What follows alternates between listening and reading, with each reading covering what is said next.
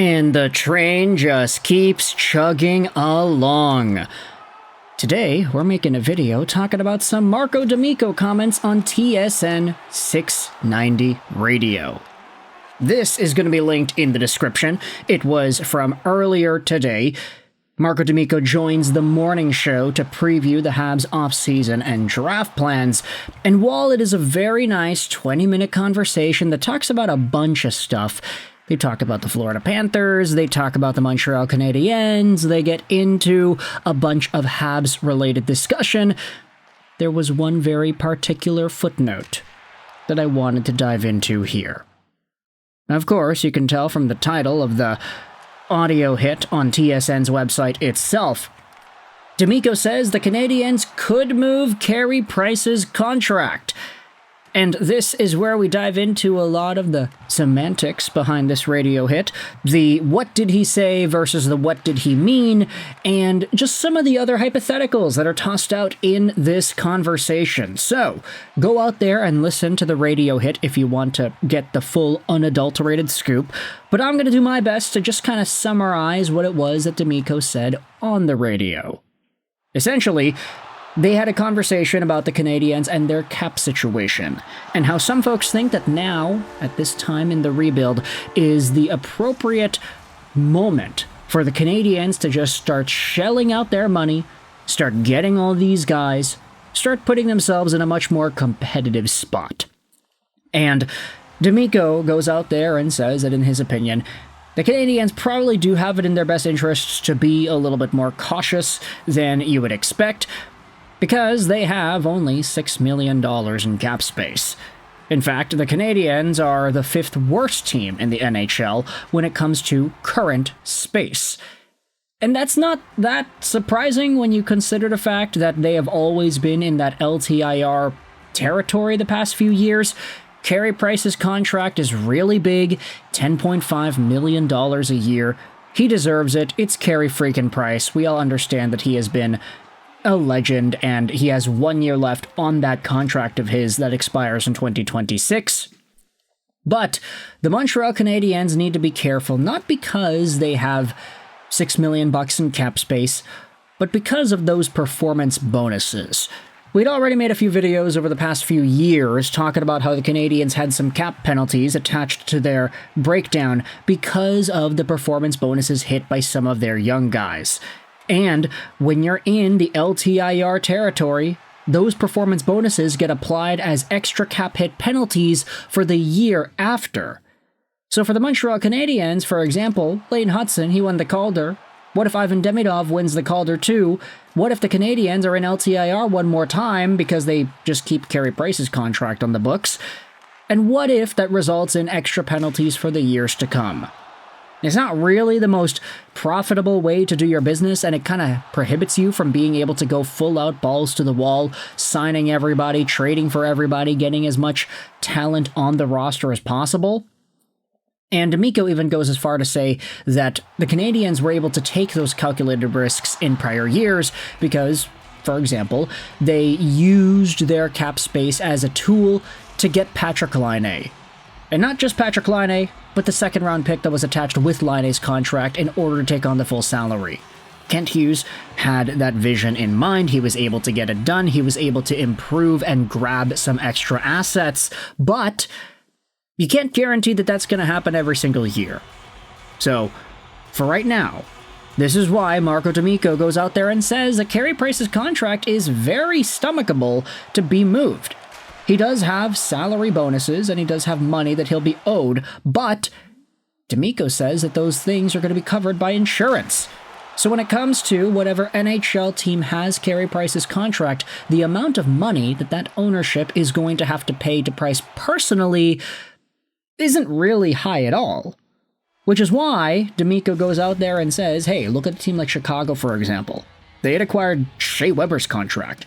They took that guy on because they needed to hit the cap floor. They traded away Seth Jones. They needed to get somebody back to help them stay cap compliant. In comes Shea Weber to save the day. San Jose, for example. This is the team that D'Amico lays out as a potential Price destination. They could be in a spot where they need to hit the cap floor. guess what? The San Jose Sharks, they have $41 million in cap space. And a bunch of that is dead already too. Logan Couture has already announced his retirement. He is never going to play an NHL game again. Oh, actually, wait, he announced his retirement, right? Does that mean his contract comes off the books? I have no idea. Anyways, the point still remains here. The Sharks have a ton of cap space. A guy like Carey Price, his name all of a sudden becomes quite valuable when you consider it's $10.5 million in salary that you could use to get up to the cap floor. And for the Sharks ownership, they don't need to pay Price much of that contract at all. It's not like they have to give him $10.5 million. Most of it is covered by insurance. And so if you wanted to refer to the prior trade that actually put this entire thing into motion here, take a look at this. So the Chicago Blackhawks acquired Shea Weber, Victor Soderstrom, and Aku Ratu for a 5th-round pick from the Utah Hockey Club. And that trade is absolutely meaningless. Like, Victor Soderstrom got flipped over to Boston shortly after. Aku Ratu is the brother of Atu Ratu. And Shea Weber is Shea Weber. He's gone. He's not going to play NHL hockey ever again. But his contract is really beefy, and it's really long. The Utah Hockey Club, all they got was a 5th-round pick in compensation. If you're thinking about it like this, okay, Montreal, if they were to take Carey Price's deal and try to ship it off, D'Amico even says in the hit that maybe you don't need to sweeten the pot too much on Carey Price's contract in the same way that Utah had to sweeten the pot on Shea Weber's deal. They added some prospects and stuff, and it wasn't like the most meaningful package considering the fact that Chicago just sent Soderstrom away shortly after, but Carey Price's contract is very, very good for NHL owners if you want to reach the cap floor, and it's only 1 year long. Shea Weber, to be fair, his contract is also only 1 year long until the end of 25-26, but it's only $7.8 million, just a little bit less than Carey Price and his contract. And I know a lot of Canadiens fans, upon hearing this radio hit, they were all responding emotionally. Oh, don't trade Price, let him retire a Hab, let him do this, let him do that. Folks, at this point, he is never going to play again. It is just a contract. And I don't think anybody is thinking about Shea Weber as an Arizona Coyotes, Utah Hockey Club, Chicago Blackhawks legend. I know everybody likes to meme about it, like, oh yeah, Marian Hossa, what a great Arizona Coyote. Pavel Datsyuk, what a great Coyote. It's always the Coyotes now that we think about it, but now, Utah Mammoth, Utah Hockey Club, Shea Weber, he's gone. He went over to Chicago. Nobody really cares, realistically, right? Carey Price, I mean, for as good as Price was, and with all the positive memories that we have attached to Price and his overall career in Montreal, there is going to be some sentimentality if he does get moved, but we all recognize he's a habit heart, right? Right? Anytime I think about Carey Price, I think about that same point that was brought up on the Steve Dangle podcast all those months ago. Carey Price, Hall of Famer, definitely a Hall of Famer, right? I think we should probably agree on that, but is he even a top 3 goalie in Montreal Canadiens history? Is he a guy who's so good that he has his number retired alongside the other Canadiens goalie greats?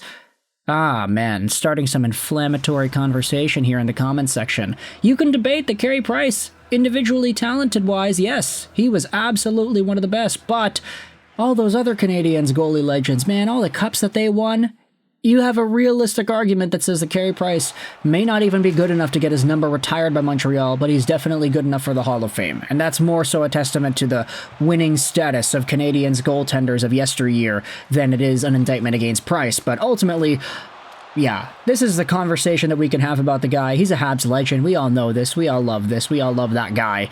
But Marco D'Amico had the scoop here. Carey Price could get traded soon. San Jose? Who knows? Let me know your thoughts in the comment section below about Price and the contract that he's got and whether or not he is in a position to get traded. What do you think the price would be? Do you think the Canadiens would have to sweeten the pot, and by how much? What prospect do you think they should send away? What pick do you think they could receive? Let me know in the comment section below all your opinions. I hope you enjoyed this video. And bye.